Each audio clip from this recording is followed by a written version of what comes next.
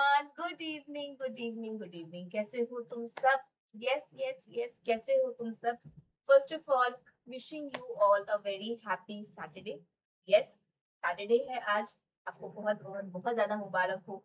And welcome to the part 4 of our chapter, that is sensory, attentional and perceptual processes.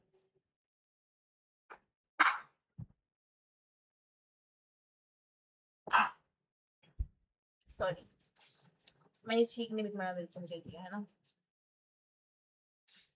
सर्दी जुकाम बढ़ गया है, मतलब मौसम चेंज हो गया है, तो मेरा सर्दी जुकाम भी बढ़ गया है। ठीक है, एनीवेज चलो ठीक है। ओके, सो आप लोगों का नंदन अभिनंदन, बहुत बहुत बहुत ज्यादा स्वागत है हमारे आज की क्लास में।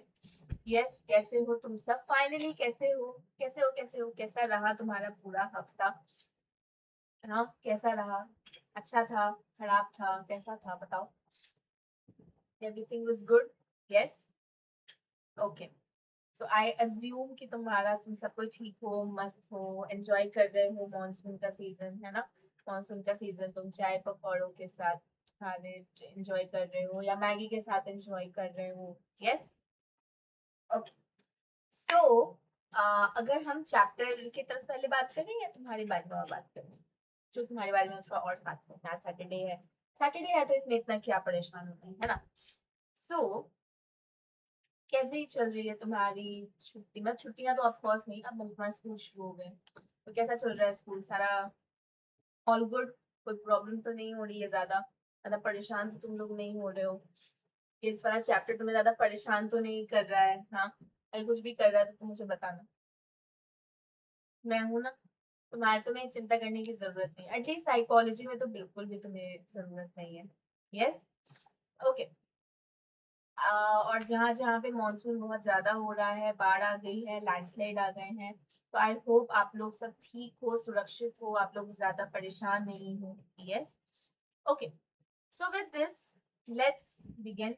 शुभारंभ करते हैं, नंदन अभिनंदन करते हैं हमारे आज पार्ट 4 का। Yes, okay. सो कल की क्लास में अगर तुम्हें याद होगा, कल की क्लास में हमने क्या पढ़ा था? बताओ बताओ बताओ, क्या पढ़ा था हमने कल की क्लास में? कल की क्लास हुई है पहली बात। यस, फ्राइडे की क्लास हुई है। फ्राइडे को हमने क्या पढ़ा था? हाँ, yes yes yes. I am assuming कि तुम्हें पता है। अगर तुम्हें नहीं पता है तो मैं तुम्हारा कुछ नहीं कर सकती हूँ, है ना? तुम पिटाई खाने वाली तुम्हारी हरकतें हो गई है। अब जब तक तुम्हें हर क्लास में मैं डांटूंगी नहीं तो तुम्हें बात समझ में नहीं आएगी, है ना?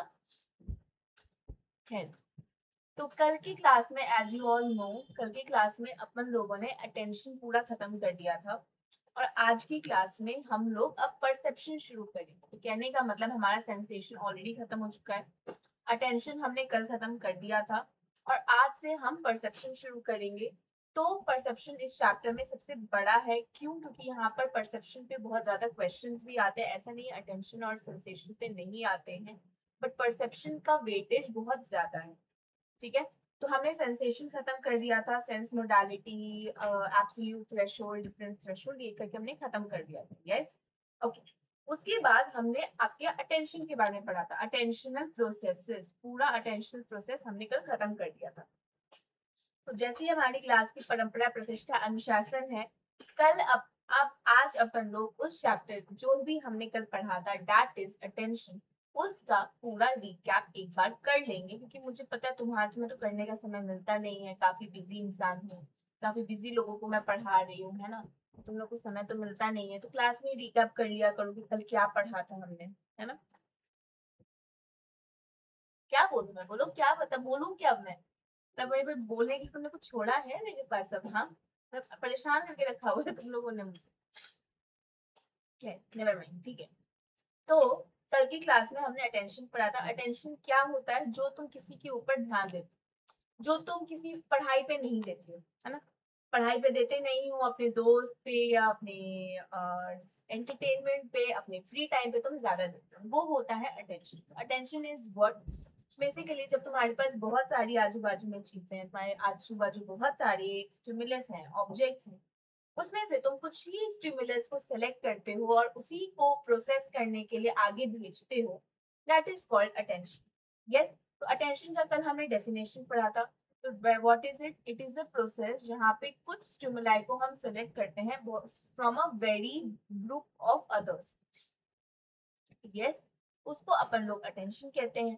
क्या मतलब? एग्जाम्पल में दीदी बताओ। एग्जाम्पल में मान लो तुम्हारे पास है जैसे तुम्हारे क्लास, तुम्हारे रूम में ना बहुत सारी चीजें रखी हुई है ना, बेड है, टेबल है, कुर्सी है, ड्रेसिंग टेबल है, तुम्हारी टॉयज हैं, बुक्स हैं, एक्सेट्रा एक्सेट्रा। लेकिन अब तुम्हारा एग्जाम आने वाला है, तुम्हारा ध्यान किस पे सबसे ज्यादा जाएगा? बैक बेंचर का तो वैसे लैपटॉप और टीवी पे जाएगा, लेकिन अगर मैं टॉपर्स की बात करूँ तो बुक्स पे जाएगा। तो तुम इतने सारी चीजों में से किस चीज को सेलेक्ट करके उसके ऊपर ध्यान दे रहे हो? बुक्स पे। तो दैट इज अटेंशन। तुमने बेसिकली बहुत सारे चीजों में से किसी पर्टिकुलर चीज को सेलेक्ट किया है, उस चीज को तुमने उसके ऊपर अब तुम प्रोसेसिंग, तुम्हारा एफर्ट तुम लगा के अब उस चीज को पे तुम ध्यान दे रहे हो, क्योंकि अटेंशन में आपका एफर्ट लगता है, तो इसलिए हम अपन लोग अटेंशन को एफर्ट एलोकेशन भी कहते हैं। अटेंशन के बहुत सारे प्रॉपर्टीज होते हैं और इसके ऊपर मैंने ऑलरेडी बताया था, एक क्वेश्चन आपको आ सकता है कि अटेंशन की प्रॉपर्टीज क्या होती है। 2 से 3 मार्क में ये क्वेश्चन आपको आ सकता है। तो अटेंशन की प्रॉपर्टीज हमने क्या पढ़ा था? अलर्टनेस। यस, अलर्टनेस क्या होता है? जहां पर मान लो तुम जब कोई रेस में जाते हो, है ना, तो तुम जब रेस में जाते हो तो देखते हो ना, सब कोई ऑन लाइक लाइन पे खड़े होते हैं, एंड ऑन द मार्क जैसे विसिल बजती, सीटी बजी और वो भागना दौड़ना, तो जो उनका जो रेडीनेस स्टेट है जिसमें अब उनको डील करना है, बिहेव करना है, that is called alertness. Yes, मान लो जितने भी एयर ट्रैफिक कंट्रोलर्स हैं उनका भी अलर्टनेस बहुत ज्यादा होता है, बिकॉज दे आर लाइक, वैसे उनका कॉन्सेंट्रेशन भी बहुत ज्यादा अच्छा होता है, मतलब उनका सस्टेन अटेंशन बहुत अच्छा होना चाहिए, दैट इज कॉन्सेंट्रेशन, लेकिन उसके साथ साथ उनका अलर्टनेस भी होना चाहिए कि कभी भी हल्का सा भी कुछ भी अलग सा कुछ उनको डिस्पैरिटी दिखाई दे या डिस्क्रिपेंसी दिखाई दे, वो फटाफट जाके रिपोर्ट करें, तो वो उनकी अलर्टनेस होती है। यस, तो ये हो गया आपका अलर्टनेस। फिर आपका कंसंट्रेशन क्या होता है? कंसंट्रेशन मतलब जो तुम अपनी पढ़ाई पे भी नहीं कर पा रहे, है ना। कंसंट्रेशन की प्रॉब्लम आजकल सबको हो रही है। क्यों हो रही है? क्योंकि हमारा अटेंशन स्पैन, ये जो टाइम है ना, हम जो चीज किसी चीज पे अटेंशन देते हैं, उसका जो हमारा समय है वो कम हो गया है। वाई? बिकॉज ऑफ स्क्रोलिंग, है ना, रील्स देखने के। और रील्स कितने देर की होती है? 30 सेकेंड्स के अंदर अंदर की। क्योंकि 30 सेकेंड्स के अंदर अंदर की हमें देखना पसंद है, तो लोग भी उतने कम कम की देर बनाते हैं रील्स। और उसकी वजह से क्या होता है? हमारा अटेंशन कम हो जाता है। अब अगर हम कोई 1 मिनट की अगर हम वीडियो देख ले, तो हमें लगता है यार कितनी जल्दी ये वीडियो खत्म हो, खत्म क्यों नहीं हो रही है? हमारा अटेंशन ऐसा हो गया। सो कॉन्सेंट्रेशन भी एक अटेंशन का प्रॉपर्टी में आता है, जहाँ पे कॉन्सेंट्रेशन इज बेसिकली आप किसी भी चीज को एक लंबे समय तक अटेंड करते हैं। पढ़ाई, पढ़ाई में आप बुक्स में घुसे हुए, बाकी आजू बाजू आपकी बहुत चीजें हो रही है, लेकिन आपने उसको डिस्ट्रैक्ट कर रखा है, आपने बुक्स को सिलेक्ट करा है, बुक्स को आप पढ़ रहे हो, और बुक्स में क्या हो रहा है? आप उसको लंबे समय तक उसका अटेंशन आपका कायम है, that is called concentration. Yes, उसके बाद होता है सर्च, जो तुम जिंदगी भर करते ही रहते हो, तुम्हारी जिंदगी की खोज बन गई है ना। कुछ ना कुछ कुछ ना कुछ कुछ ना कुछ खोजते ही रहते हो। बोल दो दीदी आज तुम बहुत रिलेटेबल बातें कर रही है, क्योंकि ये चैप्टर बहुत रिलेटेबल अभी तुम्हें लगेगा। ठीक है, ये अटेंशन तो एटलीस्ट तुम्हारे लिए काफी रिलेटेबल है। तो सर्च देखो, है तो सब कुछ, पूरा चैप्टर ही, पूरा जो बुक है ना, उसके सारे चैप्टर्स तुम्हारे रिलेटेबल, लेकिन कुछ कुछ एस्पेक्ट ऐसा होता है ना जो बस अस मोमेंट हो जाता है। यस, तो उसमें अब आ जाता है सर्च। तो मैंने क्या बोला? तुम्हारी जिंदगी एक खोज है, क्योंकि तुम जिंदगी में दिन भर कुछ खोजते ही रहते हो, कभी घर में, कभी स्कूल में, कभी मोहल्ले में, कभी कहीं पे कुछ ना कुछ खोजते रहते हो। अब सर्च मतलब क्या? जब आप एक पर्टिकुलर चीज को बहुत सारे ग्रुप ऑफ सब मतलब चीजों से ढूंढ रहे हो, उसमें से ढूंढ रहे हो। फॉर एग्जाम्पल, आपको ना कहीं मार्केट जाना है, आपको कोई अच्छी सी, या आपको अपने फ्रेंड के बर्थडे पे जाना है। नाउ आपके पास ड्रेसेस तो रखी हुई है, आउटफिट्स रखे हुए हैं, बट आपको अब समझ में नहीं आ रहा what should I wear, specially for girls, what should we wear, हमारा बहुत बड़ा टॉपिक होता है ये, बहुत बड़ा मसला होता है of course. So because yes, this is the thing कि हम कपड़े रिपीट नहीं कर सकते। अगर हमने लास्ट बर्थडे में किसी के वो पहना, अगर हमारे दोस्त की बर्थडे पे हमने वो कपड़े पहने, तो हम फिर से दूसरे दोस्त की बर्थडे पे वो नहीं पहन सकते। अपना उसूल है ये, अपना प्रिंसिपल है, कुछ नहीं कर सकते इसमें। ओके, ये यूनिवर्सल प्रिंसिपल है। बट अब तुमने क्या बोला, मम्मी मुझे ना मेरे कपड़े नहीं मिल रहे, तुम्हारी मम्मी क्या बोलेगी, तुम्हारी जो अलमी तुम्हारा जो कबर्ड है ना उसमें ही सारे कपड़े रखे हुए, अच्छे से ढूंढो। अब तुम्हें चाहिए एक अच्छा सा ब्लैक कलर का, you want to wear a outfit, ठीक है, ब्लैक कलर की आपको आउटफिट चाहिए। अब आप क्या करोगे, पूरे कबर्ड में वो ब्लैक कलर की आउटफिट ढूंढोगे। तो वो जो ढूंढ रहे हो ना, वो उतने सारे कपड़ों के बीच में जो ब्लैक आउटफिट, पर्टिकुलर एक ब्लैक आउटफिट ढूंढ रहे हो, दैट इज कॉल्ड सर्च। अब लड़कों की अगर मैं एग्जाम्पल, चलो लड़कों को क्यों पीछे रखें, लड़कों की एग्जाम्पल लेते हैं, तुम क्या ढूंढते रहते हो? अच्छा ठीक है, लड़कों का अगर मैं ऐसा मैं कुछ बोलूं, मान लो तुमको तुम्हारी मम्मी ने बोला कि बेटा तुम ना जाके जरा मिठाई की दुकान से मिठाई ले आ। अब उन्होंने बोला कि तुम ना एक काम करना, कुछ ऐसी मिठाई लेके आना जो थोड़ी सूखी हो, ले जाने में भी, मतलब तुम्हें कहीं किसी के घर जाना है तो उसके लिए तुम्हें मिठाई चाहिए, तो उन्होंने बोला कि तुम ना एक ऐसी मिठाई लेना जो थोड़ी ड्राई हो और मतलब ले जाने में भी इजी हो। अब तुम मिठाई की दुकान पे गए, तुम पूरे मिठाई के सेक्शन को स्कैन कर रहे हो, अब उसमें तुम मिठाई ढूंढ रहे हो, कौन सी मिठाई ऐसी है जो सूखी है और उसको इजीली ले जा सकते हैं। फिर तुम्हें अंत में जाके पता चला, अच्छा मोतीचूर के लड्डू भी तो ले जा सकते हैं। फिर तुम आधा किलो मोतीचूर के लड्डू उठा के ले गए। क्या किया, उतने सारे मिठाई के सेक्शन में, इतने बड़े सबसेट ऑफ सेक्शन में, मिठाई के सेक्शन में आपको एक पर्टिकुलर चीज चाहिए थी, क्या, मोतीचूर के लड्डू, तो आपने वो चीज ढूंढ ली। समझ में आया? यस। नाउ इसके बाद हमने ये भी पढ़ा था कि अटेंशन मतलब क्या, attention is a focus also as well as a fringe. Attention क्या होता है, अटेंशन में एक होता है focus of attention, focus of attention मतलब एक पर्टिकुलर चीज जिसको हम ढूंढ रहे हैं, एंड फ्रिंज वो होता है जो उस फोकस से हमें दूर ले जाती है, that is called fringe. Yes. फिर हमने पढ़ा था different different types of attention. सबसे पहले अपन ने पढ़ा था सेलेक्टिव अटेंशन। क्यों? सेलेक्टिव अटेंशन, एक होता है सेलेक्टिव अटेंशन, एक होता है सस्टेन्ड अटेंशन, एक होता है डिवाइडेड अटेंशन।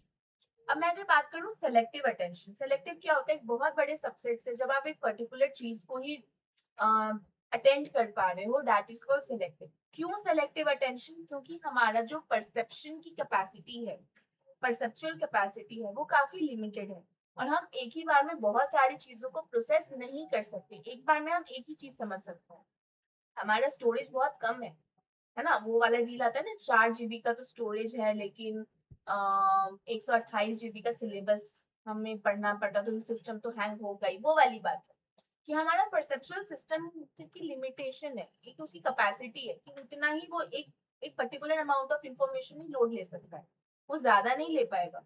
तो इसीलिए हमें भी सेलेक्टिवली ही कोई चीजों को प्रोसेस करने के लिए अंदर भेजना पड़ता है, इसलिए सेलेक्टिव अटेंशन। यस। कौन कौन सी चीज हमारे सिलेक्टिव अटेंशन को इन्फ्लुएंस करती है, दो होती है, एक होती है इंटरनल, एक होती है एक्सटर्नल। तुम्हें लग रहा है दीदी भाग क्यों रही है, क्योंकि दीदी को आज परसेप्शन पढ़ाना है, ये रिकैप है तुम्हारा, कल का पूरा क्लास मैंने इस पे ही लिया था। तो एक्सटर्नल फैक्टर क्या होता है, कुछ external factor is all about stimulus, कि हम कैसी चीजों पे हमारा ध्यान जाता है ना, हमारा अटेंशन कौन सी चीज ग्रैब करती है, कुछ ऐसा चमकता चमकता सा कुछ आ जाए, फ्लैशी कुछ आ जाए, कुछ ऐसे मोशन कुछ है, मतलब कुछ चल, अगर कोई चीज कांस्टेंट है, रुकी हुई है, स्टिल है, और कोई चीज मूव कर, तुम्हारा अटेंशन किस पे जाएगा, जो मूव कर रही है। तो कोई भी चीज अगर इन मोशन है, किसी का साइज काफी बड़ा है, उसका कलर ऐसा है, तो ये सारी चीजें होती है जिससे हमारा अटेंशन ग्रैब होता है। इंटरनल की मैं बात करूं तो इसमें मोटिवेशनल एंड कॉग्निटिव फैक्टर आते हैं। मोटिवेशन मतलब क्या, अगर हम भूखे हैं, motivation is all about your biological and social need. अगर आप भूखे हो, आपको बहुत भूख लग रही है, तो आपको अगर कहीं से खाने की स्मेल भी आएगी ना, तो आपका अटेंशन वहां चला जाएगा कि आप भूखे हो, तो वो आपकी भूख, आपका वो खाने के स्मेल का भी अटेंशन ग्रैब कर सकती है, इतना वो होता है। Cognitive is what, how you are thinking, आपका इंटरेस्ट क्या, को जिसमें इंटरेस्ट है आपका अटेंशन भी उधर ही जाएगा, या आपका एटीट्यूड कैसा है ना। उसके बाद जिस तरह हमारा फेवरेबल एटीट्यूड है हमारा, उस तरफ ही अटेंशन भी ज्यादा होता है। Preparatory set is all about एक स्टिमुलस को हम जिस तरीके से डील करते हैं, वैसे ही हम दूसरे स्टिमुलस के साथ डील या उसको अटेंड नहीं कर सकते, that is called preparatory set. Preparatory set जो है परसेप्शन में भी है, वही सेम चीज है, लेकिन परसेप्शन में आप इसको इस तरीके से समझो कि हाँ, कि how is it related to the context, ठीक है, कल्चर कॉन्टेक्स्ट भी तुम्हें मायने रखता है कि नहीं रखता है, तो वो इससे होता है। ओके। नाउ अब हमारे सिलेक्टिव अटेंशन में काफी थ्योरीज हैं। एक है फिल्टर थ्योरी। फिल्टर थ्योरी का मतलब क्या है, जब बहुत सारे इंफॉर्मेशन रिसेप्ट, अगर सारे रिसेप्टर्स हमारी इंफॉर्मेशन कलेक्ट करते हैं, तो एक बॉटलनेक सिचुएशन क्रिएट हो जाती है। तो उससे क्या होता है कि एक बार में हम उस बोटलनेक सिचुएशन में एक ही स्टिमुलस, एक ही इंफॉर्मेशन अंदर जाती है प्रोसेसिंग के लिए, और इससे आपका हाई लेवल ऑफ प्रोसेसिंग होता है। Filter attenuation theory filter theory का ही एक्सपेंडेड फॉर्म है, एक्सटेंडेड फॉर्म है, जहाँ पे हम ये बोलते हैं जो स्टिमुलस, जो इंफॉर्मेशन बोटलनेक पे रह गई है, वहां पे वो क्या आती है, रहते रहते रहते रहते उसका जो स्ट्रेंथ है, उसकी जो ताकत है, वो कम हो जाती है।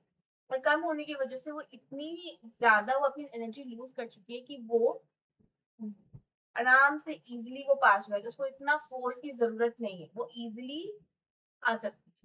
तो अगर हम इजीली आ सकते हैं, मतलब कुछ ऐसी चीजें जिसमें हमें ज्यादा एफर्ट की जरूरत नहीं है। अगर तुम कोई क्राउड में हो, तुम्हारा कोई नाम पुकारे, तो you can hear your name, because ये फिल्टर अटेन्युएशन थ्योरी के बेसिस पे काम करता है। मल्टीमोड थ्योरी इज व्हाट, आपकी अटेंशन थ्री प्रोसेसेस पे होती है। पहला होता है सेंसरी रिप्रेजेंटेशन, किसी भी चीज को सेंसरी कलेक्ट करना, सेंसरी रिप्रेजेंट करना, उसके बेसिस पे आपकी मीनिंग मेकिंग होती है। और तीसरा फेज होता है जहां पर ये तीनों आपके अवेयरनेस में साथ में आती है। जितना ज्यादा प्रोसेसिंग, जितना ज्यादा स्टेज, उतना ज्यादा उसकी प्रोसेसिंग होगा। सिमेंटिक पे जो प्रोसेसिंग होगा, उससे कहीं ज्यादा प्रोसेसिंग वहां पे होगा जहाँ पे ये दोनों साथ में आएंगे। यस, ओके, एक सेकेंड रुकना है। ठीक है, ओके, नाउ इतना समझ चुका है। अब इसके बाद आ जाता है अपन लोग का सस्टेन्ड अटेंशन। सस्टेन्ड क्या, यहाँ तक सिलेक्टिव था। सस्टेन्ड क्या, किसी भी चीज पे आप लंबे दौरान तक अपना अटेंशन टिका के रखो, that is called sustained attention. Yes, तो सस्टेन्ड अटेंशन में भी बहुत सारी चीजें आती है। इसके फैक्टर्स क्या है, इसके चार फैक्टर्स है। पहला सेंसरी मोडालिटी। कुछ सेंसरी मोडालिटी, कुछ सेंसेस जो होते हैं वो ज्यादा सुपीरियर होते हैं as compare to the other one. जैसे आपका, अगर मैं इसकी बात करूं कंसंट्रेशन की, तो इसमें सस्टेन अटेंशन में सबसे ज्यादा इंपॉर्टेंट है आपका auditory factor as compare to the visual factor. Clarity of stimuli is all about वो कितना ज्यादा इंटेंस है, कितना ज्यादा लंबा है, तो उसमें हमारा सस्टेन अटेंशन भी काफी लंबा होगा। टेम्पोरल अनसर्टिनिटी, अगर कोई भी चीज एक फिक्स्ड अमाउंट ऑफ टाइम पे आ रही है, फिक्स्ड शेड्यूल ऑफ टाइम पे आ रही है, तो उसमें हमारा अटेंशन ज्यादा देर तक रहेगा एज कम्पेयर टू कोई अगर चीज अनप्रिडिक्टेबल आ रही है। और special ability is all about अगर उसकी position, with respect to the position, अगर वो एक ही जगह पे हम उसको अटेंड करें तो इट इज ओके, लेकिन अगर हम उसको बार बार अलग अलग चेंज कर रहे हैं तो then that is a problem, अगर बार बार अलग अलग रैंडम प्लेसेस पे वो आ रहे हैं। तो यही है आपका अटेंशन। फिर अपन लोग ने इसके span of attention, divided attention. Divided attention is what, जहाँ पे आप एक ही टाइम पर दो चीजों को साथ में बैलेंस करो, दो चीजों पे आपका ध्यान शिफ्ट होता है। तो ये कैसे हो जाता है, क्योंकि आपका विद प्रैक्टिस आपको एफर्ट्स कम लगते हैं, तो ये आपका ऑटोमेटिक प्रोसेसिंग बहुत बड़ा रोल प्ले करता है इन divided attention. Span of attention क्या होता है कि आप कितनी चीजों पे एक टाइम पे ध्यान दे सकते हो, 5 से 9 चीजों पे। 5 से 9 चीज से ज्यादा पे आप ध्यान नहीं दे पाओगे एक बार, क्योंकि आपका अटेंशन की कैपेसिटी उतनी नहीं है। अब तो वो भी कम हो रही है, क्यों, बिकॉज ऑफ वॉचिंग रील्स, जैसे मैंने बताया। तो इसके लिए हमारे पास एक मैजिक नंबर है, दैट इज 7 + -2। 7 + -2 का मतलब क्या होता है, 5/9। 5 to 9 के बीच में कोई भी चीज अगर होगी, उस चीज को आप रेडिली अटेंड कर सकते हो। इसीलिए जितने भी लोग जितने भी कार एक्सीडेंट्स या कार जो भी ट्रैफिक वायलेशंस होते हैं ना, ट्रैफिक रूल के वायलेशंस, उसके जो लोग हैं जो वायलेट करते हैं, वो इतनी जल्दी वायलेट जो करते हैं, वो इतनी जल्दी क्यों पकड़े जाते हैं, क्योंकि उसका जो नंबर है ना, उनकी गाड़ी का नंबर, वो इजिली हम याद कर सकते हैं बिकॉज ऑफ दिस अटेंशन। ठीक है। और फिर आ गया था आपका लास्ट में अटेंशन डेफिसिट डिसऑर्डर। कुछ कुछ ऐसे भी होते हैं लोग जिनके अंदर अटेंशन की बहुत कमी होती है, और उसी के साथ साथ वो ज्यादातर हाइपर एक्टिव होते हैं, काफी हमेशा मूवी करते रहते हैं। तो इन लोगों, ये बच्चों में ज्यादा जनरली, ये बच्चों में ही देखा जाता है, और अगर बचपन में ही ठीक नहीं हो तो बड़े में भी ये दिख सकता है, बड़े होके। सबसे इम्पोर्टेंट कैरेक्टरिस्टिक इसका ये है कि आप लंबे समय तक अपना अटेंशन सस्टेन नहीं कर सकते, कॉन्सेंट्रेट नहीं कर सकते। एंड बिकॉज ऑफ कॉन्सेंट्रेट नहीं कर पाओगे तो आप अपनी क्लास में मूव करते रहोगे, आप लोगों की बात नहीं समझ पाओगे, आप उनकी बात सुनोगे नहीं, समझोगे नहीं, तो फॉलो भी नहीं कर पाओगे। उसके बाद आपको पढ़ने लिखने में भी प्रॉब्लम होगी। दो आपका इंटेलिजेंस आपका बहुत अच्छा होगा उस इंसान का, लेकिन वो पढ़ लिख नहीं पाएगा, है ना, और स्कूल में अच्छे से परफॉर्म नहीं कर पाएगा। काफी सारी चीजें इसमें होती है। उसके बाद इसकी में काफी फैक्टर्स होते हैं जिसकी वजह से एडीएचडी होता है। ऐसा कोई जेनेटिक डिसऑर्डर का अभी कुछ आया नहीं है, बायोलॉजिकल बेसिस नहीं आया, बट जैसे कोई भी सोशियो साइकोलॉजिकल फैक्टर हो गए, कुछ भी हो गया, ये सब actually plays an important role. और इसमें पहले था कि एक ड्रग है जिससे कि एडीएचडी ठीक होता है, एक्चुअली ठीक होता है, बट उसके बहुत सारे प्रॉब्लम्स होते हैं, साइड इफेक्ट्स होते हैं। यस, जैसे हाइट और वेट का जो ग्रोथ है ना, वो सप्रेस हो जाता है, वो कम हो जाता है ना, वो बढ़ना चाहता है लेकिन उसको रोक दिया जाता है। तो इस ड्रग में वो था। तो बाकी भी और फैक्टर्स हैं जिससे कि ऐसे ट्रेनिंग प्रोग्राम्स हैं जिससे कि आप एडीएचडी को, या बिहेवियर मैनेजमेंट प्रोग्राम्स होते हैं जिससे कि आप एडीएचडी ठीक कर सकते हैं। ये था कल का रिकैप जो मैंने तुम्हें 20 मिनट में पढ़ा दिया। 1 घंटे की क्लास में तुम्हारी 20 मिनट में कवर कर दिया। अब आज की क्लास में अपन लोग पढ़ेंगे कि परसेप्शन क्या होता है। देखो, मैं बोलती हूँ, हम लोग बोलते हैं ना कि अरे यार उसका परसेप्शन ना बड़ा खराब है, वो ना समझता ही नहीं। परसेप्शन क्या होता है? Perception is all about your meaning making, your interpretation. किस बेसिस का इंटरप्रिटेशन करोगे? कभी भी अगर तुम किसी भी चीज का मतलब निकालोगे, इंटरप्रिटेशन मतलब निकालना, मीनिंग मेकिंग मतलब उसका वही मीनिंग, मतलब उसका मीनिंग क्या होता है, मतलब निकालना, है ना। तुम किसी भी चीज का मीनिंग मेकिंग कब करोगे या इंटरप्रिटेशन या मतलब कब निकालोगे? जब तुम्हारे पास वो स्टिमुलाई होगा, जब वो तुम स्टिमुलाई को समझ रहे हो, अटेंड कर रहे हो, तुमने उसको पहले रिसीव किया, अटेंड किया, तभी तो तुम उसको प्रोसेस करोगे। Yes, processing is only that interpretation and everything. Yes और नो? यस। तो परसेप्शन क्या होता है? परसेप्शन का ना एक प्रोसेस होता है। परसेप्शन ऐसे ही नहीं हो जाता। परसेप्शन इज बेसिकली पहले आपका जो स्टिमुलस है, आपके सेंसरी रिसेप्टर्स ने उस स्टिमुलस को देखा, उसमें से उस स्टिमुलस के बारे में इंफॉर्मेशन कलेक्ट कर, उसको एक्सपीरियंस किया, दैट इज सेंसेशन। उस एक्सपीरियंस या उस इंफॉर्मेशन को कलेक्ट करने के बाद वो इंफॉर्मेशन आपकी जाती है अटेंशन। अटेंशन देखना है ना, कि अटेंशन वाला जो एस्पेक्ट है वो ये देखता है ना कि ये इंफॉर्मेशन को मुझे इस हायर प्रोसेसिंग में डालना है कि नहीं, क्या मुझे इसके ऊपर ध्यान देना है कि नहीं। अगर अटेंशन इंफॉर्मेशन पे ध्यान नहीं देगा तो वो कैसे वो हायर प्रोसेसिंग पे जाएगा? समझ पा रहे हो?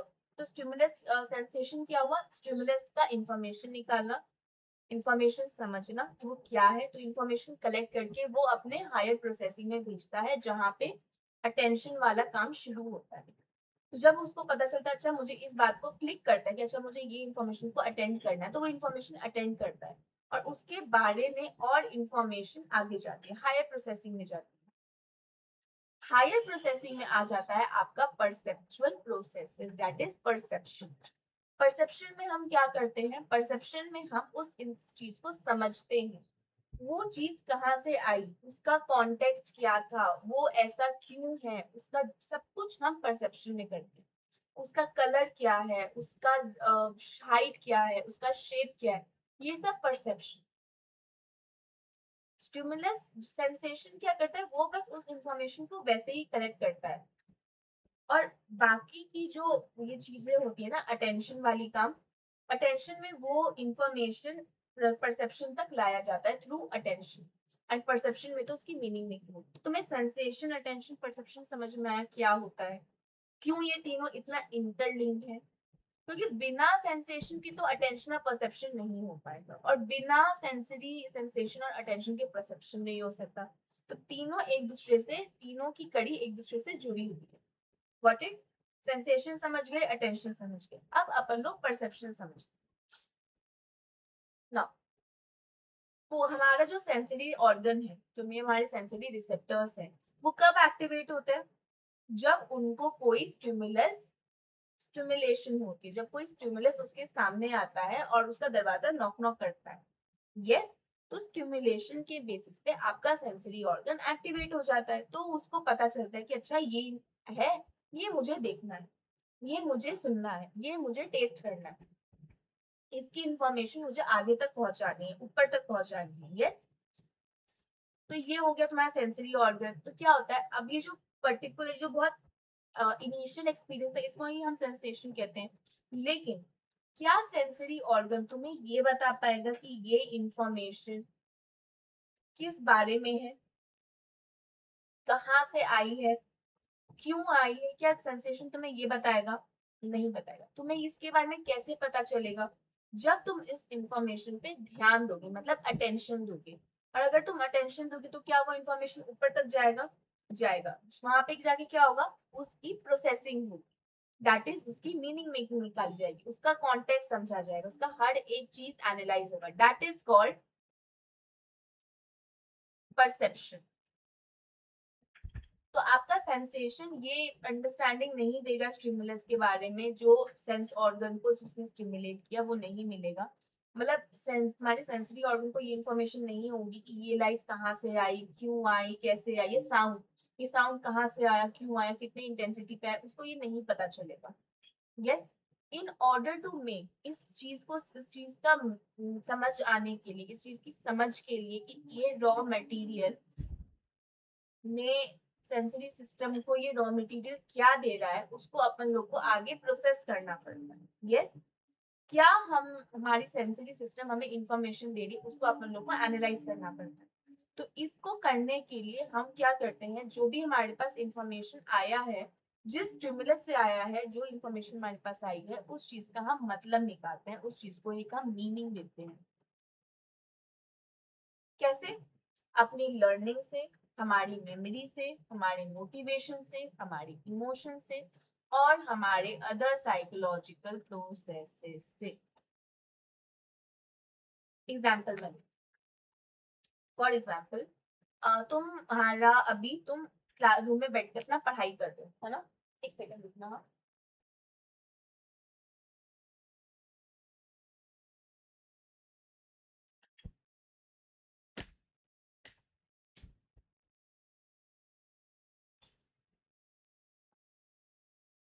okay. तो तुम ना basically, sorry for the inconvenience, for the distraction. Okay, कहने का मतलब, मैं क्या कह रही थी, मैं ये कह रही थी कि बेसिकली जैसे मान लो तुम अपने रूम में भी बैठे हो, है ना? रूम में बैठे हुए हो, अभी मस्त अपना गाना सुन रहे हो, अपना क्लास कर रहे हो, मतलब अभी तुम पढ़ाई कर रहे हो अपने रूम में बैठ के, ठीक है? लेकिन अब क्या हो रहा है, तुम्हारे पड़ोस में ना अब कुछ गाने बज रहे हैं, ठीक है, बहुत लाउड गाने बज रहे हैं, अब तुम उसके वजह से पढ़ नहीं पा रहे। तो तुम्हारा सेंसरी सिस्टम इस बात को कैसे प्रोसेस करेगा? तुम्हारा ब्रेन इस बात को कैसे प्रोसेस करेगा? पहली बात, तुम्हारा sensory organ that is year उस साउंड को सुनेगा, उस साउंड की इंफॉर्मेशन कलेक्ट करेगा, इस साउंड को तुम्हारा अटेंशन इसके ऊपर ध्यान देगा, है ना? अटेंशन प्रोसेस होगा, है ना? उस बात को ध्यान दिया जाएगा और ये चीज तुम्हारे हायर प्रोसेसेस तक जाएगी। अब वहां जाने के बाद इस साउंड का पूरा एनालिसिस होगा, पूरा पोस्टमार्टम होगा। ये साउंड कहाँ से आ रही है? पड़ोस से आ रही है। किस तरीके की साउंड है?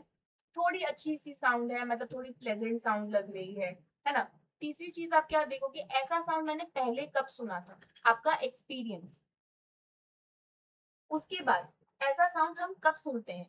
जब हम अच्छे मूड में होते हैं। लर्निंग, ये कब मैंने सुना था, ऐसा कुछ लग रहा है मैंने अभी ही कुछ दिनों पहले सुना था। मेमोरी। ओके, इसके बाद ये ना सुन के ऐसा लग रहा है कि ये ना लोग बहुत ज्यादा इसमें खुश हैं, कोई बहुत एंजॉय कर रहा है।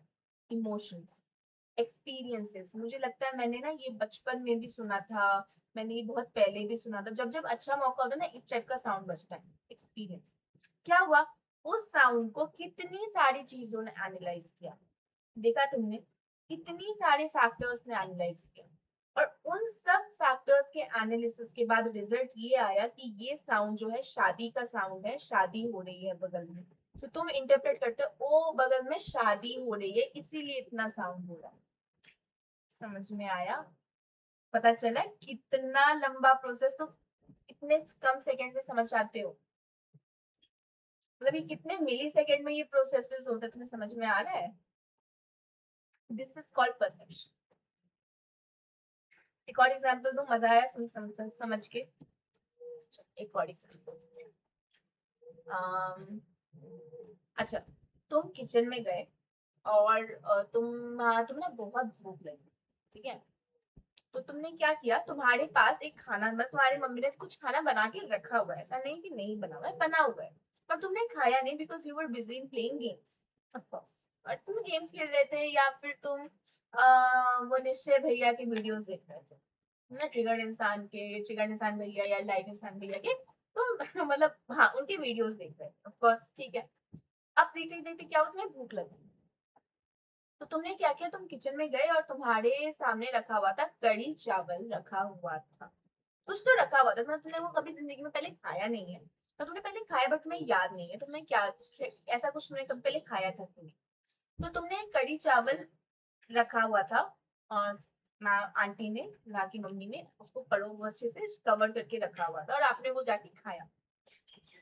जब आपने पहले खाया, अब आपको उसका बिल्कुल टेस्ट याद नहीं, अभी तो बिल्कुल पहले तुमने देखा तो तुमने क्या बनाया है मम्मी ने, तुम्हें को समझ में नहीं आ रहा, until and unless you don't taste। जैसे तुमने एक बाइट ली, तुम्हारे जो टेस्ट है, गस्टेटरी फैक्टर जो है, गस्टेटरी रिसेप्टर्स, उसने कड़ी चावल का टेस्ट, मुझे कड़ी चावल का नाम सुन के इतना अच्छा लगता है, मुझे कड़ी चावल मेरा फेवरेट, मुझे खाने का मन कर रहा है, सो मैं, अच्छा चलो ठीक है। गस्टेटरी फैक्टर जो आपका गस्टेटरी रिसेप्टर है, दैट इज टंग जो है, उसने आपका कड़ी चावल का टेस्ट का इंफॉर्मेशन कैप्चर किया, है ना। उसने इंफॉर्मेशन कैप्चर करी कि मेरे मुंह में कुछ आया, अच्छा सा आया, अब अच्छा सा आया बुरा सा आया वो उसका काम नहीं है, कुछ आया। अब वो आया तो उसके ऊपर तुम ध्यान दोगी कि मैंने क्या खाया, अटेंशन क्या होगा कि मैंने इस इंफॉर्मेशन को मुझे हायर प्रोसेसिंग में भेजना है। तो तुम्हारे गस्टेटरी ने, दैट इज टंग ने क्या किया, तुम्हारे उस कड़ी चावल के इंफॉर्मेशन को कलेक्ट किया, उसको अटेंशन के पास भेजा, जहाँ पे अटेंशन ने क्या किया, तुम्हारे उस खाने पे ध्यान दिया कि अच्छा ये कुछ कर रहा है, ये कुछ इंफॉर्मेशन काम की है। उसने उस इंफॉर्मेशन को क्या किया, अटेंशन बेसिकली ये देखता है कि क्या वो इंफॉर्मेशन बहुत जरूरी है या नहीं। उसके बाद वो इन्फॉर्मेशन हायर प्रोसेसिंग में चली गई। अब तुमने वहां पे जाके क्या क्या होगा, सबसे पहले वो ये देखेगा कि उसका टेस्ट कैसा है, तुम बोलोगे अच्छा है, तीखा है ना, तीखा है, गरम है ना, तो मसालेदार टाइप का है, ओके, पहली चीज। दूसरी चीज, ऐसा मैंने पहले कब खाया है। तीसरी चीज, कितनी बार खाया है। चौथी चीज, ये खा के मुझे कैसा लग रहा है, इमोशंस मेरे क्या आ रहे हैं, इसको मैंने कब कब खाया था, एक्सपीरियंस आपका कैसा था, जब आपका इस कड़ी चावल से आपके एक्सपीरियंसेस कैसे, अगर आप कड़ी चावल से एक्सपीरियंसेस भी अच्छे हैं तो you will feel good about the food, लेकिन अगर आपके एक्सपीरियंस अच्छे नहीं है, अगर उस कड़ी चावल को खाने से हो गया था कभी कि आप बीमार पड़ गए, तो आपको कड़ी चावल के फिर प्रति आपका इमोशन भी अच्छा नहीं होगा, you won't feel like eating it, है ना। तो इतनी सारी एनालिसिस करने के बाद पता चला कि वो तुम कड़ी चावल खा रहे हो, ये तुम कड़ी चावल का टेस्ट, समझ में आया, अब आया समझ में। ऐसे ही ये एक नहीं दो नहीं, हम बहुत सारी चीजों को इसी तरीके से परसीव करते हैं। This is only called perception, where we make meaning to a stimulus based on many many processes, learning, memory, attention, motivation, emotion, cognition, thinking, everything, decision making सब आ जाता है इसमें। now the process by which, वो process, वो तरीका जिससे हम किसी भी स्टिमुलस को पहचानते हैं और उसको एक, उसकी एनालिसिस करके उसको एक मतलब देते हैं, उसको एक अर्थ मीनिंग देते हैं, जो हमारे सेंसरी ऑर्गन ने हमें इंफॉर्मेशन दी थी उसके बेसिस पे, दैट इज कॉल्ड परसेप्शन। जो सेंसरी ऑर्गन ने हमें इंफॉर्मेशन दी थी उसके बेसिस पे हम जब उस चीज को समझते हैं, पहचानते हैं, मीनिंग मेकिंग करते हैं, that is called perception, simple. Now जब भी हम किसी स्टिमुलस या किसी भी चीज को इंटरप्रेट कर रहे होते हैं तो हमारा जो मीनिंग मेकिंग होता है वो काफी कंस्ट्रक्टिव होता है, और हम अपने तरीके से करते हैं। क्यों, कहने का मतलब, मेरे लिए कड़ी चावल चावल खाना मेरे लिए बहुत अच्छा है, मतलब मेरे लिए तो खुशी की बात है, किसी और के लिए उसको बिल्कुल अच्छा नहीं लगेगा शायद, क्यों, क्योंकि वो खाता है तो उसकी बीमार, वो उसकी तबीयत खराब हो जाती है, बट मैं खा लूं तो मेरा मूड बहुत अच्छा हो जाता है। तो सबके लिए परसेप्शन इंडिविजुअल होगा और सबका परसेप्शन यूनिक होगा for the same stimulus, for the same event. So individual often construct them in their own ways, तो इसीलिए परसेप्शन का मतलब सिर्फ यही नहीं होता है कि हम जस्ट इंफॉर्म जो ऑब्जेक्ट है या इवेंट है उसकी इंटरप्रिटेशन कर रहे हैं जहां भी वो एग्जिस्ट कर रहा है, बट उसका मतलब ये भी हो रहा है कि हम उसकी कंस्ट्रक्शन कर रहे हैं अपने पॉइंट ऑफ व्यू से। इंटरप्रिटेशन तो कर ही रहे हैं, सिर्फ यही नहीं होता कि हम बस उसको इंटरप्रेट कर रहे हैं, बस उसको हम अर्थ दे रहे हैं, लेकिन हम उसको अपने नजरिए से कर रहे हैं, हम उसको अपने सेल्फ के बेसिस पे अपने वंस पॉइंट ऑफ व्यू से कर रहे हैं, वंस पीओवी से कर रहे हैं, हम किसी और की परसेप्शन पर्सपेक्टिव से नहीं करते। यहाँ पे हमारा पर्सपेक्टिव, हमारी लर्निंग, हमारे एक्सपीरियंसेस, हमारे इमोशंस, हमारे मोटिवेशंस, ये play a important role. Even हमारा culture play a very important role. मैंने कहा ना, कड़ी चावल मैं जिस तरीके से खाती हूँ जरूरी नहीं है, जिस तरीके से मैं उसको एक्सपीरियंस करती हूँ जरूरी नहीं है कि वैसा आप भी उसको एक्सपीरियंस करो या वैसे मेरे दोस्त उसको एक्सपीरियंस करें, क्योंकि सबका नजरिया अलग है। परसेप्शन इज बेसिकली नजरिया। यस, परसेप्शन इज नजरिया। Got it? ओके, कितना समझ में आया? इजी था? यस। अब अपन लोग पढ़ते हैं परसेप्शन में प्रोसेसिंग होती कैसे है। तो प्रोसेसिंग दो तरीके की होती है, इसके ऊपर you can expect a question, 2 mark का क्वेश्चन यू कैन एक्सपेक्ट कि परसेप्शन में प्रोसेसिंग कैसी होती है। किस तरीके की प्रोसेसिंग होती है? दो तरीके होती है, एक होती है बॉटम अप, एक होती है टॉप डाउन। तो बॉटम अप क्या होता है? बॉटम अप होता है नीचे से ऊपर, और टॉप डाउन होता है ऊपर से नीचे। Top down, bottom up. Got it? अब बॉटम अप और टॉप डाउन को मैं समझा क्या है, तो हमारी कैजुअल भाषा में समझाती हूँ। बॉटम अप क्या होता है? बॉटम अप इज बेसिकली जब तुम्हारे पास बहुत अलग अलग चीजें हैं, यस, पार्ट्स हैं किसी चीज के, और जब तुम उन सबको पार्ट्स को जोड़ते हो, then you get an object and then आप उसको परसीव करते हो। फॉर एग्जाम्पल, जब पजल आता, तो पजल को छोड़, मान लो जब तुम ऐसे डीआईवाई वाले जो कुछ चीजें मंगवाते हो, फर्नीचर या समथिंग, तो वो सब कैसे पार्ट्स में आते हैं ना।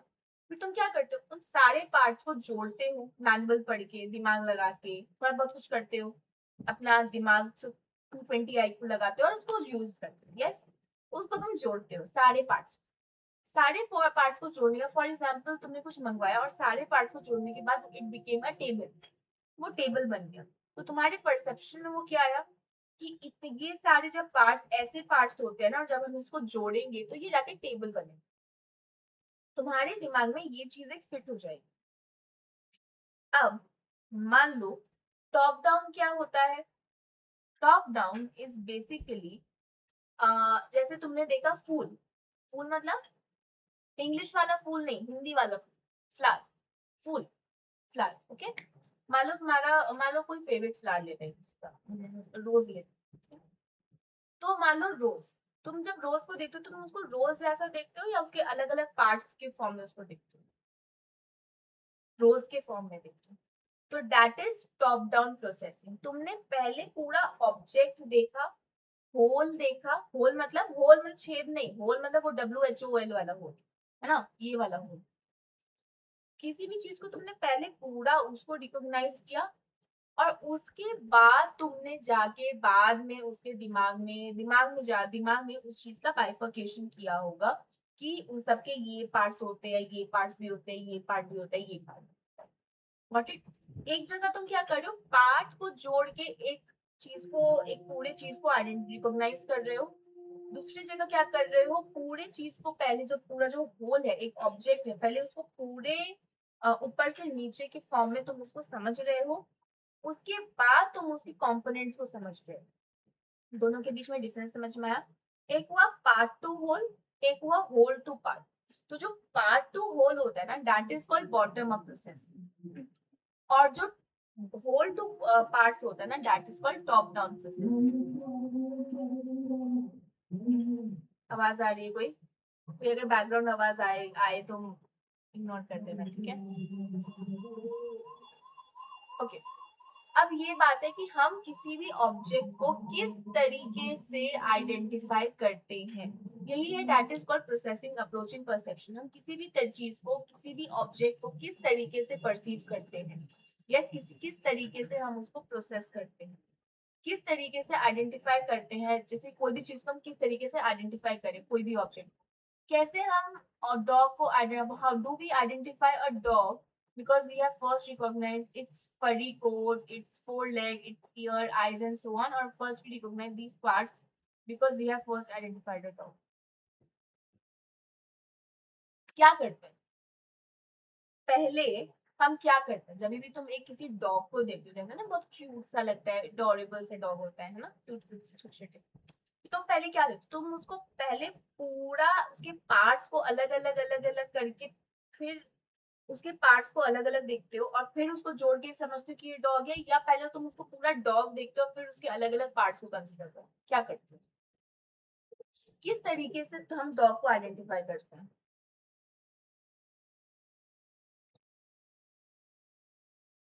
जनरली हम यही करते हैं, जनरली हम, कोई भी तरीका गलत नहीं है, बट जनरली हम क्या करते हैं, हम जैसे अगर मैं अपनी बात करूँ तो मैं क्या करती हूँ, पहले उसके पूरे ये बॉटम अप प्रोसेसिंग करती हूँ। बॉटम अप प्रोसेसिंग में पहले उसके सारे पार्ट्स देख लेती हूँ और फिर मेरा दिमाग में ऑलरेडी एक वो बना होता है स्कीमा। स्कीमा इज बेसिकली एक फ्रेमवर्क, एक ऐसा ब्लूप्रिंट कि चाहे ये चीजें, अगर ऐसी चेकलिस्ट होती है स्कीमा अगर मैं बोलूँ, तो अगर ये चीजें इसमें है तो दैट इज अ टॉप।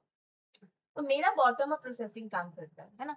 तो आइडिया ये है कि हमारी जो रिकॉग्निशन है, जब हम किसी को भी पहचानते हैं, आइडेंटिफाई करते हैं, तो वो पार्ट से शुरू होती है, कंपोनेंट से शुरू होती है, हिस्सों से शुरू होती है, एंड उसके बेसिस पे हम पूरे ऑब्जेक्ट को एज अ होल रिकॉग्नाइज कर लेते हैं। तो that is called bottom up processing. Got it? Part से शुरू होती है and on the basis of the parts हम पूरे एज अ होल को रिकॉग्नाइज करते हैं, that is called bottom up processing. एक नोशन ये भी होता है जहाँ पे हमारी जो आइडेंटिफिकेशन है वो पूरे होल से शुरू होती है और उसके बेसिस पे हम पार्ट्स, जो उसके पार्ट्स है ना, उसको आइडेंटिफाई करते हैं। तो अभी जो मैंने यहाँ पे तुम्हें टेबल वाला जो एग्जांपल दिया था ना, कि DIY वाला टेबल आता है, उसके अलग अलग पार्ट्स आते हैं और फिर जब उसको जोड़ते हैं तो हम टेबल देखते हैं, this is called bottom up processing. और जो मैंने तुम्हें रोज का एग्जांपल दिया था, रोज का, गुलाब का, कि वो जो एज अ होल हम उसको देखते हैं, लेकिन फिर हम उसका पार्ट्स को बाद में उसको समझते हैं, एनालाइज करते हैं, लेकिन पहले हम किसी भी चीज को एज अ होल देखते हैं, that is called top down processing. तो जो बॉटम अप अप्रोच है ना, वो स्टिमुलाई को समझने के लिए, वो उसके फीचर्स को समझने के लिए, उसके फीचर्स को परसीव करने के लिए we use bottom up process. And ये परसेप्शन जो होता है, ये एक मेंटल कंस्ट्रक्शन के बेसिस पे होता है। लेकिन अगर मैं टॉप डाउन की बात करूं तो टॉप डाउन इज पूरा डिपेंडेंट ऑन द परसीवर, जो उसको परसीव कर रहा है, तो वो हमारे ऊपर एम्फोसिस होता है। और यहाँ पे जो परसेप्शन होता है, इट इज ऑल अबाउट कि कैसे तुम स्टिमुलाई को आइडेंटिफाई करो। यहाँ पर बॉटम अप प्रोसेसिंग में क्या होता है कि तुम कैसे ऑब्जेक्ट को मेंटली कंस्ट्रक्ट करके उसका एक मीनिंग निकालते हो। टॉप डाउन में होता है कि आप किस तरीके से उस ऑब्जेक्ट को आइडेंटिफाई कर रहे हो। तो दोनों में एक फर्क है, लेकिन दोनों ही हमारे लिए जरूरी है। तो इसके इस पार्ट पे, ये प्रोसेसिंग अप्रोच पे, you can expect a 2 or 3 marker question on a difference. Difference पे क्वेश्चन आ सकता है, what is the difference between bottom up processing and top down processing. तो बॉटम अप क्या होता है, पहले पार्ट्स को हम रिकॉग्नाइज करते हैं और पार्ट्स को रिकॉग्नाइज करके हम एज अ होल को आइडेंटिफाई कर लेते हैं या उसको रिकॉग्नाइज करते हैं, है ना। पार्ट्स को पहले रिकॉग्नाइज करते हैं, वहां से शुरू होता है, then it moves to the whole. Top down में क्या होता है, पहले हम एज अ होल रिकॉग्नाइज करते हैं, then we move on to the parts. दो एक डिफरेंस समझ में आया। दूसरा डिफरेंस क्या है कि बॉटम अप प्रोसेसिंग जो है, वहां पर जो एम्फोसिस है, it is given on the features of the stimulus. Top down में एम्फोसिस कहाँ दिया जाता है, ऑन द परसीवर। तो टॉप बॉटम अप जो होता है, उसके अंदर सबसे बड़ा उसका परसेप्शन किस तरीके का होता है, perception as a mental construction. लेकिन टॉप डाउन में उसका कैसा होता है, process as a identification of stimulus. Got it? इसका तुम एक एग्जांपल भी दे दो, जैसे मैंने तुम्हें एक एग्जांपल दिया, एक तो बॉटम अप में डाल दो, एक टॉप डाउन में डाल दो, सिंपल है ना। और दोनों को एक तरीके से यूज कर सकते हो। पार्ट्स है, मान लो तुम्हारे एक पंखुड़ी अलग है पंखुड़ियां अलग अलग है, पत्ते अलग है, स्टेम अलग है। अब तुमने क्या किया, उन सारे पार्ट्स को जब तुमने देखा तो तुमने उसको मेंटली कंस्ट्रक्ट करा और तुमने देखा अच्छा ये रोज, तो तुमने उसके बेसिस पे बॉटम अप प्रोसेसिंग हो गई। टॉप डाउन कैसे होगा, टॉप डाउन होगा, तुमने पहले ही रोज देखा, एज अ रोज तुमने पूरा देखा, तो तुमने उसको एज अ रोज रिकॉग्नाइज किया, एंड वो रिकॉग्निशन के बेसिस पे फिर तुम मेंटली भी ये कर सकते हो कि अच्छा इसके पार्ट्स ये होते हैं, ये पंखुड़ी होती है, ये पत्ते होते हैं, स्टेम होता है, ये कांटे होते हैं, कुछ भी। पर इसमें कोई भी सही गलत नहीं होता, एवरीथिंग इज एक्सेप्टेबल, सब कुछ अपने अपने जगह पर सही होता है। ओके, नाउ हम मैंने तुम्हें बता दिया what are the perceptual process. अब है हमारा ये परसीवर। परसीवर मतलब क्या, तुम मैं तुम्हारे दोस्त हम सब जो जो चीजें परसीव कर रहे हैं, तो हमारा जो परसीवर है, हम वी एज अ परसीवर, हमारे ऐसे कौन कौन से फैक्टर्स हैं जो हमारे परसेप्शन को इन्फ्लुएंस करते हैं। तो ये वाला पार्ट कंप्लीट करके अपन लोग यहाँ पे आज क्लास को रोकेंगे और कल हम ये वाला पार्ट करेंगे। आज इस पार्ट को समझते हैं, ठीक है। तो परसीवर, ह्यूमन बींग्स, हम इंसान, हम लोग कोई मैकेनिकल या कोई पैसिव रेसिपिएंट नहीं है, है ना। पैसिव रेसिपिएंट ऐसा तो है नहीं कि बस जो आ रहा है हम बस उसको एक्सेप्ट कर रहे हैं, ऐसा तो है नहीं। हम लोग एक एक्टिव रेसिपिएंट है, जो भी हमारे पास आ रहा है हम उसको सोच समझ रहे हैं, उस चीज को हम एनालाइज कर रहे हैं, उस चीज का हम मीनिंग निकाल रहे हैं, ये सब कर रहे हैं ना।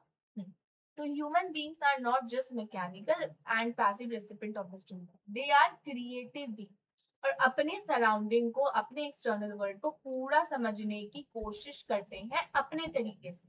यस, तो इस प्रोसेस में अपने जब उनको अपनी दुनिया को, अपनी चीजों को जब परसीव करना होता है, अंडरस्टैंड या मीनिंग मेकिंग करनी होती है, तो उसके लिए बहुत सारी चीजों पे वो निर्भर करते हैं। क्या, उनके मोटिवेशन, उनकी एक्सपेक्टेशन, उनकी कल्चर, उनका पास्ट एक्सपीरियंस, उनके मेमोरीज, उनके वैल्यूज, उनके बिलीव्स, उनके एटीट्यूड, ये सब बहुत ज्यादा इंपॉर्टेंट रोल प्ले करता है किसी भी इंसान को कोई भी चीज परसीव करने के लिए। मैंने क्या कहा, अगर मैं एक देखूं रोज, मेरे लिए रोज इज वेरी गुड, मेरे लिए रोज इज वेरी हैप्पी, मतलब एक हैप्पी सोर्स ऑफ हैप्पीनेस है मेरे लिए रोज।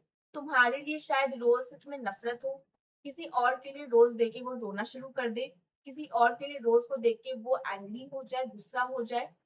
सबके लिए सेम स्टिमुलस रोज का अलग अलग मीनिंग है। क्यों, क्योंकि सब लोग पहली बात अलग हैं, दूसरी नंबर में सब अलग है, क्योंकि सब अलग है, हाँ आई नो सब अलग है, लेकिन क्यों, लेकिन उसके साथ साथ सबके कल्चरल कॉन्टेक्स्ट अलग है, सबके एक्सपीरियंसेस अलग है, सबके एटीट्यूड अलग है, सबके बिलीफ अलग है, सबकी लर्निंग पास्ट एक्सपीरियंसेस अलग है। इस वजह से same stimulus that is rose को हम चार लोग अलग अलग नजरिए से देखते हैं। तो यही होता है परसीवर। परसीवर इज यू, तुम्हारी ऐसी कौन कौन सी फैक्टर्स हैं जो तुम्हें इन्फ्लुएंस कर रहे हैं in order to perceive something.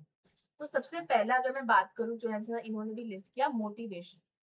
आपका motivation plays a very important role किसी भी चीज को परसीव करने के लिए।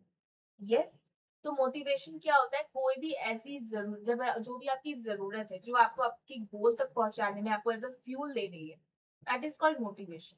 तो जो आपकी जरूरत है या ख्वाहिशें हैं, डिजायर्स हैं, वो आपके परसेप्शन को बहुत ज्यादा इन्फ्लुएंस करती है। यस,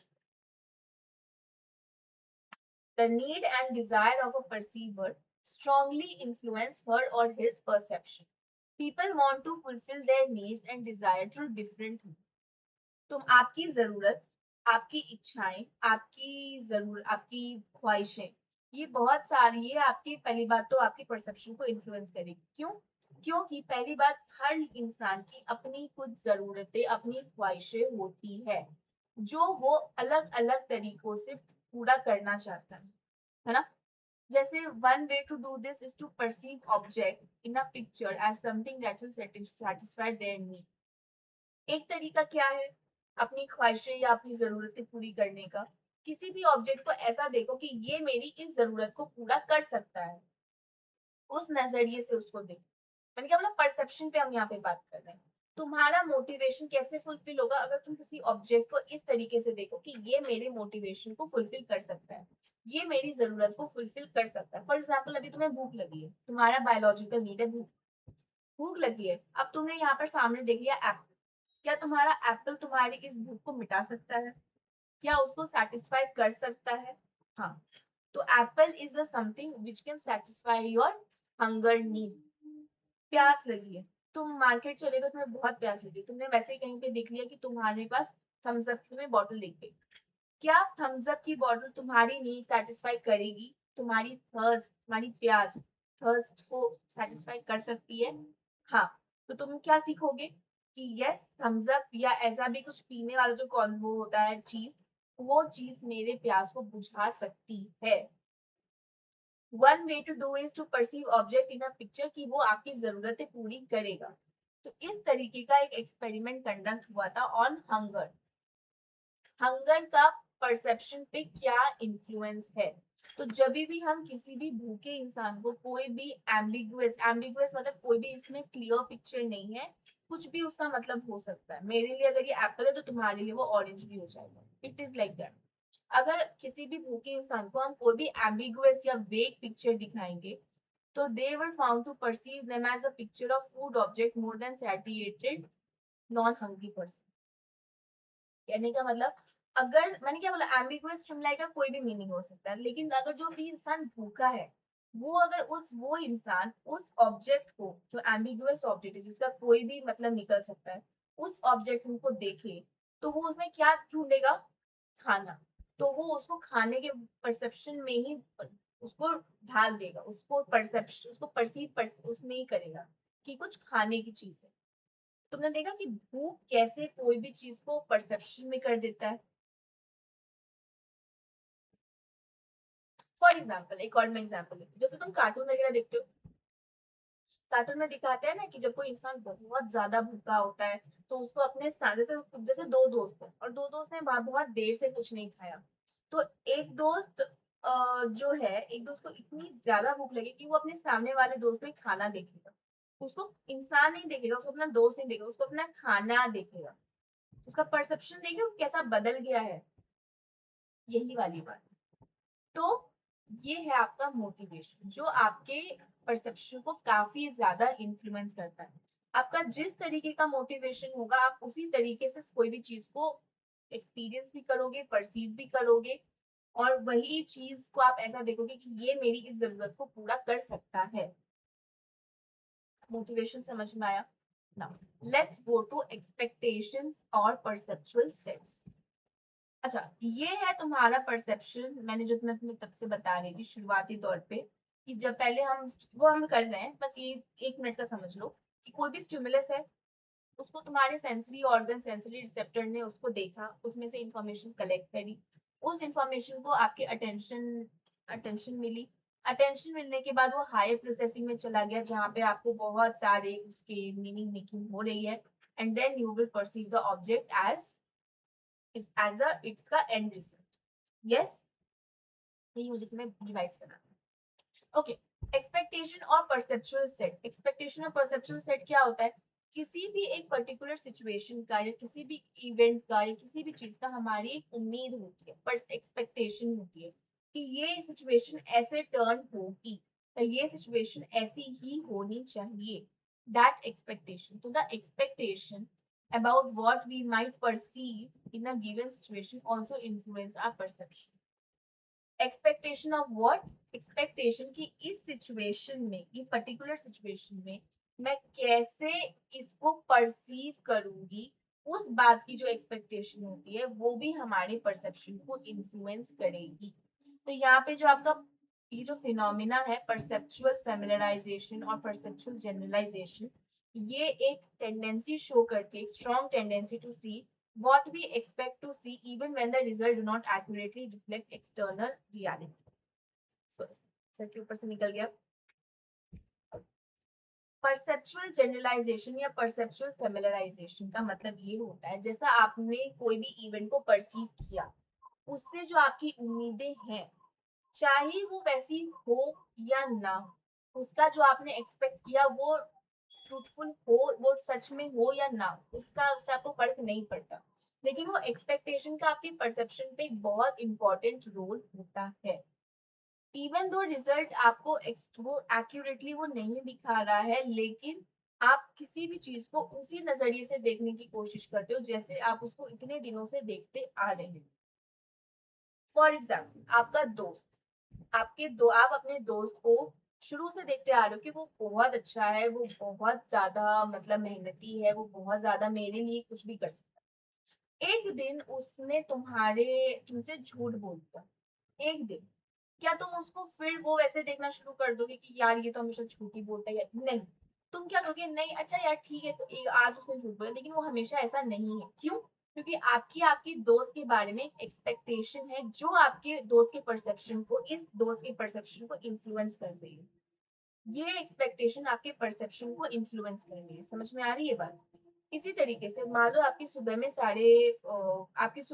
आपके घर पे सुबह सुबह दूध आता है, नहीं दूध वाला दूध दे के जाता है, मतलब आप मार्केट जाके नहीं खरीद के लाते हो, दूध वाला घर पे ही दे देता है। अब एक दिन वो ना 6 बजे आ जाता है, मतलब 6 बजे उसका आने का टाइम है, ठीक है, 6 बजे वो आ देता है और उसका टाइमिंग ही वही है। अब एवरी डे मान लो 6 बजे तुम्हारे डोर पे नॉक होगा, तो क्या तुम्हें क्या क्या लगेगा कि कौन आया? हमारी एक्सपेक्टेशन क्या है? 6 बज रहा है सुबह, क्या दूध वाला ही होगा। भले ही हो कोई और भी हो सकता है, कोई तुम्हारा गेस्ट ही आ जाए, कुछ भी हो सकता है, लेकिन तुम्हारी एक्सपेक्टेशन क्या है कि दूध वाला होगा। अब तुम्हारी एक्सपेक्टेशन सही है या गलत वो हमारा अभी मैटर नहीं करता, लेकिन तुम्हारी एक्सपेक्टेशन तुम्हारी परसेप्शन को इन्फ्लुएंस कर रही है, 100% कर रही है। That is your expectation. What it? Yes, वही है। Knocking at the door around that time is likely to perceive the presence of milkman, even तो कोई और भी हो सकता है, लेकिन तुम पहले क्या बोलोगे, अरे दूध वाला ही होगा, 6 तो बज रहे, वही है। What it? दो चीजें समझ में आई, एक हुआ मोटिवेशन, एक हुआ एक्सपेक्टेशन।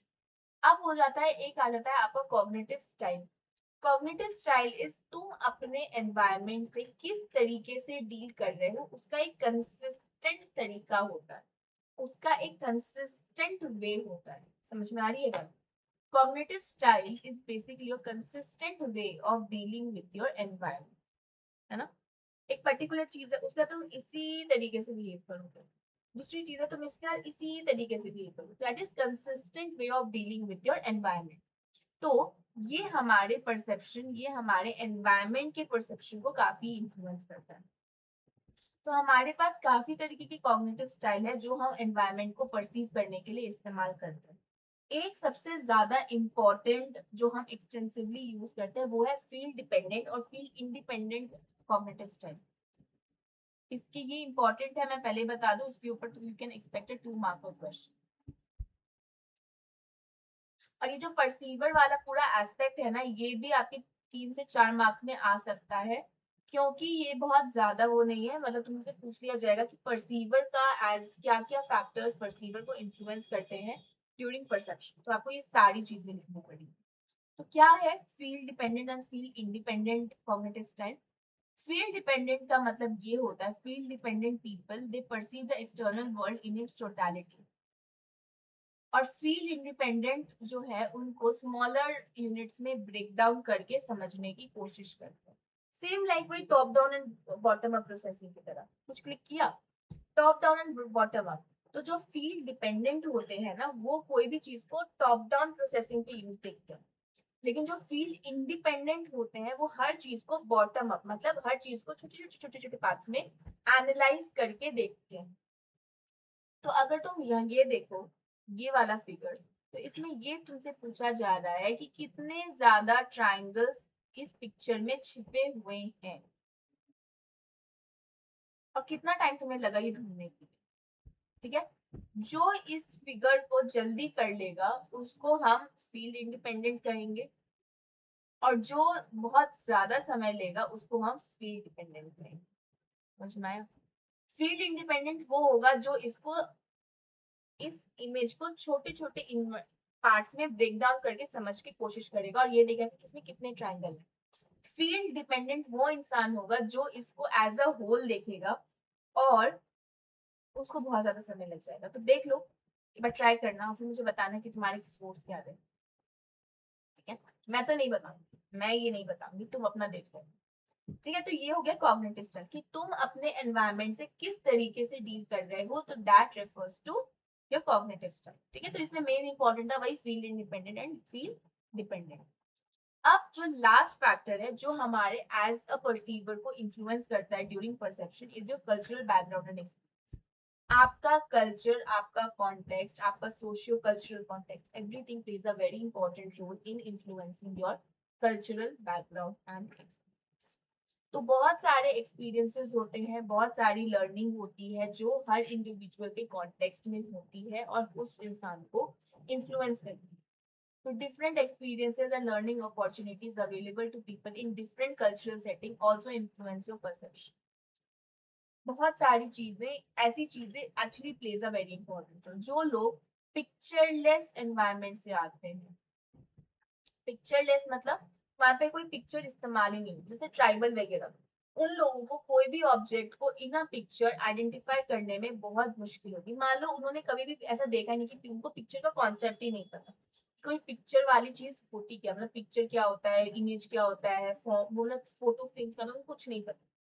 अब वो मान लो कभी गलती से शहर आ जाए, वो कभी शहर आ जाते हैं और वो एक जगह चले जाते हैं, कोई भी जगह जाते हैं, वहां पे वो एक फ्रेम देखते हैं लकड़ी का, क्या वो उसको लकड़ी आइडेंटिफाई कर पाएंगे? नहीं कर पाएंगे। क्यों? क्योंकि उन्होंने कभी भी पिक्चर ही नहीं देखी, उन्होंने कभी फोटो फ्रेम्स नहीं देखे, उन्होंने कभी भी इमेजेस नहीं देखी, तो उनको नहीं पता कि लकड़ी इमेज में ऐसी ही दिखेगी। तो वो लकड़ी जो वो एवरीडे जिस चीज के बीच में रहते हैं वो उसको पिक्चर में नहीं आइडेंटिफाई कर पाएंगे। People coming from pictureless environment fail to recognize objects in picture. Hudson ने परसेप्शन ऑफ पिक्चर को अफ्रीकन सब्जेक्ट्स पे पढ़ा और उन्होंने काफी सारे उसमें डिफिकल्टी उन्होंने देखा कि उनको काफी डिफिकल्टी हुई। अफ्रीकन सब्जेक्ट्स, बहुत सारे अफ्रीकन सब्जेक्ट कोई भी ऑब्जेक्ट को पिक्चर में आइडेंटिफाई कर ही नहीं पा रहे थे, बिल्कुल भी नहीं कर पा रहे थे। इवन वो पिक्चर्स, इवन वो डिस्टेंस की कितनी दूर है, कितना दूर है ये दो चीज, पेड़ और पहाड़ में कितनी दूरी है, वो भी पिक्चर से आइडेंटिफाई परसीव नहीं कर पा रहे थे और पिक्चर्स को गलत इंटरप्रेट कर रहे थे। ये अफ्रीकन सब्जेक्ट के साथ हुआ है। क्यों? भाई क्योंकि इनका एनवायरमेंट अलग है। एस्किमोस, एस्किमोस क्या है? जो लोग बर्फ में रहते हैं ना, बर्फ वाले लोग, तो जो वहां पे जो रहते हैं उनको हम एस्किमोस बोलते हैं। उन लोगों का क्या है, they are found to make fine, उनको डिस्टिंक्शन पता होता है अमंग वेराइटी ऑफ स्नो। अब हमारे स्नो क्या होता है, स्नो मतलब स्नो, बर्फ मतलब बर्फ ही होती है। अब जैसे हिंदी में हमारे लिए एक ही होता है बर्फ, अगर हम आइस बोले, स्नो बोले, तो हम क्या बोलेंगे, बर्फ। इंग्लिश में क्या है, आइस, बर्ड, आइस, स्नो, बहुत कुछ। लेकिन एस्किमोस के पास स्नो को ही, मतलब बर्फ को ही डिफ्रेंशिएट करने का बहुत सारे उनके पास शब्द हैं। वो एक ही स्नो को उनके पास 40-50 शब्द होते हैं स्नो को डिफाइन करने की, हमें तो इतना पता भी नहीं होता। क्यों? क्योंकि उनका कल्चरल कॉन्टेक्स्ट ऐसा है, वो हमेशा बर्फ में रहते, तो उनको पता है कौन सी बर्फ क्या है और ये बर्फ इस बर्फ से अलग कैसे है। उनको वो फाइन डिस्टिंक्शन उनको पता है, जो हमें नहीं पता, हम कभी नोटिस भी नहीं कर पाए, हमें तो वो बर्फ ही लगेगा, लेकिन वो लोग उस बर्फ में डिफ्रेंशिएट कर पाएंगे। कुछ original groups of Siberian region जो है, उन लोगों को स्किन के कलर में भी वो काफी डिफ्रेंशिएशन कर सकते हैं। रेंडियर्स जो होते हैं ना, जो देखना क्रिसमस में आते हैं, सांता क्लॉज के जो व्हीकल होते हैं, रेडियोस होते हैं ना, हाँ, तो वो ये जो साइबेरियन रीजन में जो ओरिजिनल ग्रुप्स होते हैं ना, ये रेंडियर्स के कलर्स जो होते हैं, डजन कलर्स जो होते हैं, डजन ऑफ स्किन कलर्स होते हैं, मतलब 12 तरीके के स्किन कलर, इसमें डिफ्रेंसिएशन भी बता सकते हैं। ये चीज हम नहीं कर सकते। क्यों? क्योंकि ये सब का कल्चरल कॉन्टेक्स्ट इस तरीके का है। तो ये स्टडीज यही इंडिकेट करती है कि जो परसीवर है, it plays a very important role in the process of perception. हम लोग किस तरीके से इन स्टिमुलाई को प्रोसेस कर रहे हैं और उसकी कैसे मीनिंग मेकिंग कर रहे हैं, वो हमारे ऊपर डिपेंड करता है। वो हम अपने तरीके से करते हैं based on our personal, social and cultural condition. और इसी की वजह से हमारा परसेप्शन एक टिका हुआ नहीं रहता है किसी के बारे में, वो चेंज भी होता है। अगर मैं आज इस इंसान को मैंने आज परसीव किया कि ये इंसान बहुत अच्छा है, कल को मैं इस इंसान को बुरा भी समझ सकती हूँ अगर मेरे साथ इस इंसान ने अच्छा कुछ नहीं करेगा। तो परसेप्शन ऐसा नहीं होता है, एक वो पत्थर की लकीर होती है जो बोल दिया सो बोल दिया, कह दिया ना बस कह दिया, वो वाली बात नहीं होती। परसेप्शन परसेप्शन चेंज होता है, नजरिया चेंज होता है। ओके, तो with this we have completed our perceptual processes. Basically मैं तुम्हें परसेप्शन बता दें क्या होता है, मैंने तुम्हें प्रोसेसिंग किस किस तरीके की होती है वो मैंने बता दिया, and the role of perceiver मैंने बताया कि वो कितने सारे फैक्टर्स से इन्फ्लुएंस होता है, उसका परसेप्शन कितने सारी चीजों पे डिपेंड करता है, तो ये मैंने तुम्हें बता दिया। कल की क्लास में अपन लोग शुरू करेंगे the principle of perceptual organization. मैं ये बता दूं कि ये वाला पार्ट इस चैप्टर का, इस परसेप्शन का सबसे इंपॉर्टेंट पार्ट ये है, प्रिंसिपल ऑफ परसेप्चुअल ऑर्गेनाइजेशन। तो कल हम इसको खत्म करेंगे, ठीक है, कल हम बस यही करेंगे। इन शॉर्ट में कहने की कोशिश करें, कल हम यही करेंगे, और फिर विद टाइम हम ये सारी चीजें भी एक कर लेंगे, एक क्लास में ये कर लेंगे और 2-3 क्लास में, मतलब मुझे इस लेक्चर के लिए, मतलब इसके लिए मुझे बस 2-3 लेक्चर और लगेगा, 2-3, हाँ 3 मैक्स होगा, इसके बाद मुझे और नहीं चाहिए, इसके बाद we will be done with this chapter. Okay, okay class, so मेरे प्यारे प्यारे स्कूलो, that's all for today. Now we will meet tomorrow at the same time, that is 5:30, 4:30 yes। Check कर रही थी मैं चेक कर रही थी कि तुम्हें मेरा टाइम पता है कि नहीं, तुम्हें याद है कि नहीं कि दीदी कब मिलती है। yes, tomorrow we will meet at the same time, इसी प्लेटफॉर्म पे मिलेंगे, एंड टिल देन अपना बहुत बहुत बहुत सारा ध्यान रखें। Thank you so much for watching this video, and अगर कोई डाउट हो, कोई मसला हो, कोई दुविधा हो, कोई परेशानी हो, तो you know what you have to do. Mail में मैं फिर से बता देती हूँ, डिस्क्रिप्शन में मेल आईडी दी हुई है, उस पर तुम मुझे मेल कर सकते हो अगर तुम्हें कोई भी परेशानी है। ऑल्सो टेलीग्राम चैनल का एक वो दिया हुआ है लिंक, डिस्क्रिप्शन में ही है, प्लीज वहां से जाके उसको ज्वाइन कर लो। इस पे आपको सारे जो चैप्टर खत्म होते ही इसके सारे पीडीएफ वगैरह सब वहां पे आ जाएंगे, तो प्रैक्टिस करने के लिए प्लीज उस टेलीग्राम चैनल को ज्वाइन कर लो, ठीक है।